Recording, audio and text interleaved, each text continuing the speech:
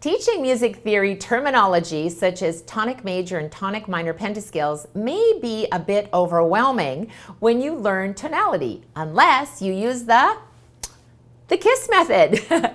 Keep it super simple. In Ultimate Music Theory Expert Tip number 2, Learn Pentascales, you learned how the 5-note patterns of steps form pentascales. Now, in UMT Expert Tip number 3, Learn Tonality, you will discover the 4 elements of learning tonality, major and minor, plus the different names of steps. Yes, they have different names.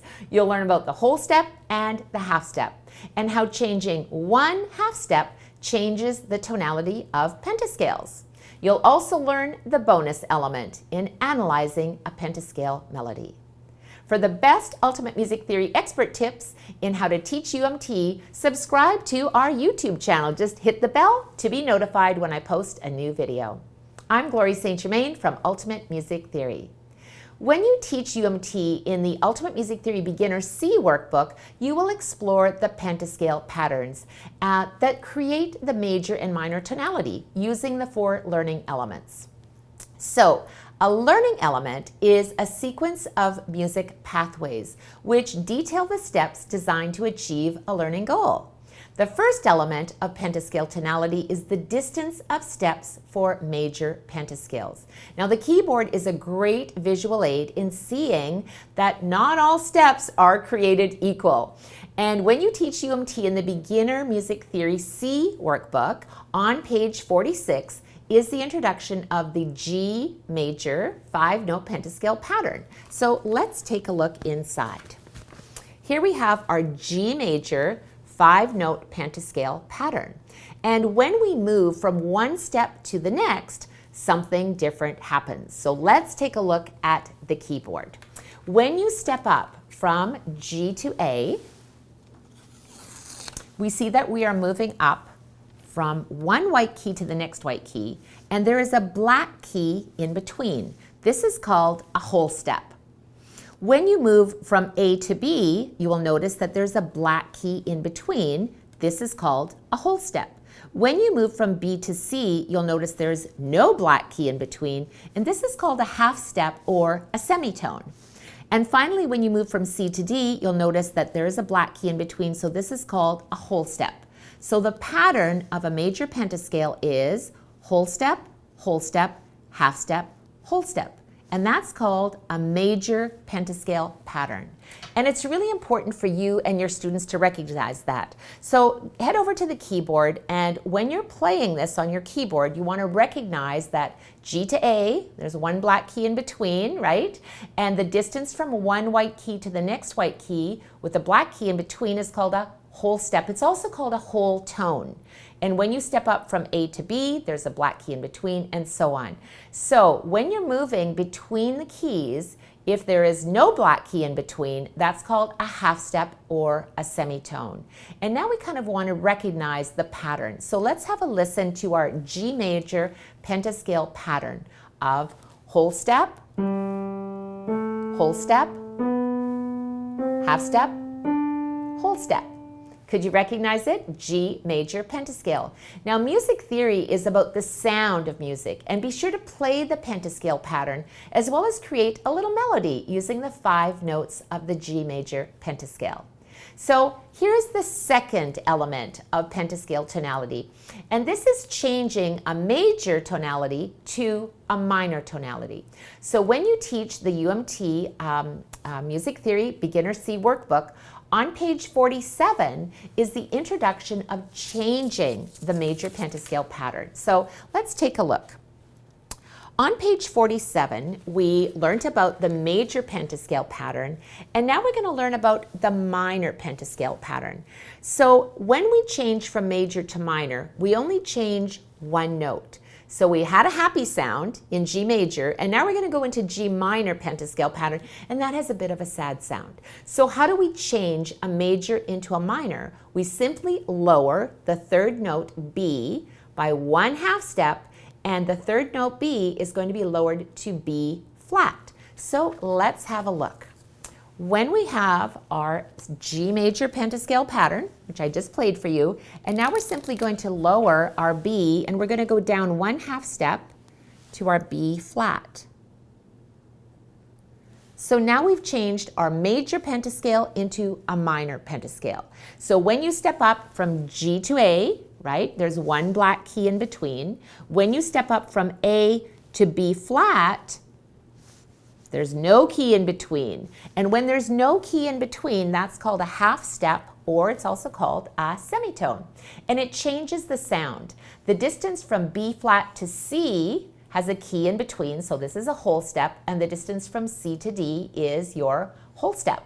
So this creates the minor pentascale pattern. Whole step, 1/2 step, or semitone, whole step, whole step. Now remember this, learning music theory is about the sound. So play the pentascale patterns and listen for the difference between major and minor sounds.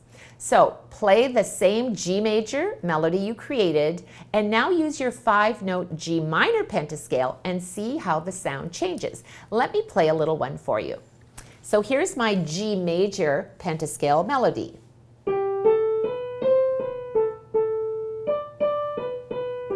Now let me change it to G minor. Ooh, did you hear the difference? So, comment below and tell me what's your biggest challenge when teaching music theory concepts such as major pentascale patterns and minor pentascale patterns. And I also have a free gift for you, the Ultimate Music Theory Teacher's Guide that you can download right now. The link is in the description below. So let me know how you enjoy it. The third element of pentascale tonality is distance of steps for minor pentascales. So when you teach the UMT Ultimate Music Theory Beginner C Workbook on page 52, we are introducing the D minor pentascale 5-note pattern. So let's take a look. On page 52 in your workbook, my students love doing their theory workbook. They think it's so much fun and so cool. So here we see our D minor pentascale pattern, which we learned earlier in one of our other expert tips. Now that we've learned how to form a minor pentascale pattern beginning on any note, the minor pentascale pattern is whole step, 1/2 step, whole step, whole step. And a whole step is indicated by a square bracket. So let's take a look at our board. When we see D minor pentascale pattern, we use a square bracket to indicate D to E is a whole step, E to F is a 1/2 step, and F to G whole step, and G to A whole step. So now we have our minor pentascale pattern, whole step, 1/2 step, whole step, whole step. So now we want to compose a little song just based on our D minor pentascale pattern. This is a sad sound. Let's have a listen.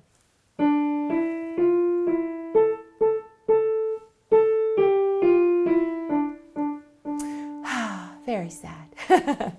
We have learned to change a major pentascale into a minor pentascale because we lowered the 3rd note 1/2 step. But how do we change a minor pentascale into a major pentascale?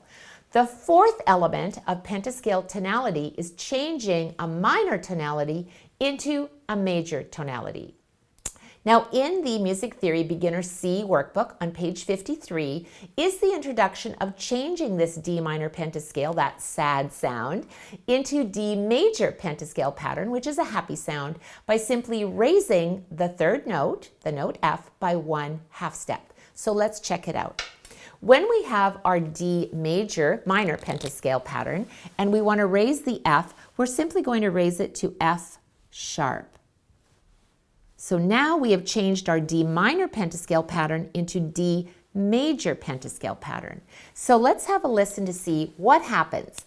The 3rd note F is raised to F sharp. And when you step up from D to E, there's that black key, E to F sharp, ooh, there's a key in between, and F to G. Beautiful. So we've changed our minor tonality into a major tonality. The distance from the F sharp to the G, remember, has no key in between. This creates the major pentascale pattern of whole step, half step, whole step. So play your D minor melody that you created, and then using the 5 notes of the D major pentascale, how does the sound change?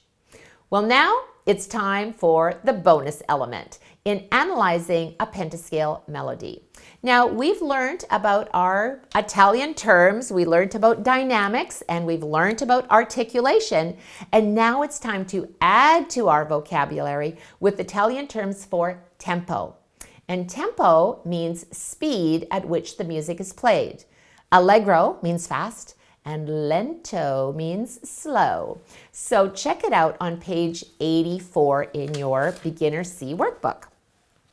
Now on page 84, and it's so much fun for us to be learning Italian terms, right?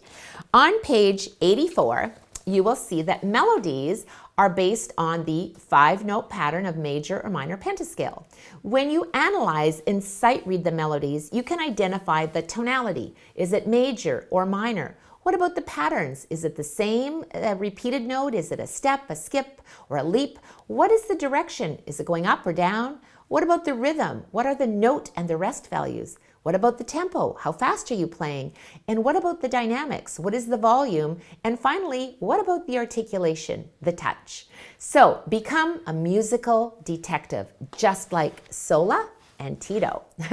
Sola says, a melody is the language of music used to tell a story, share a musical idea, or express a feeling.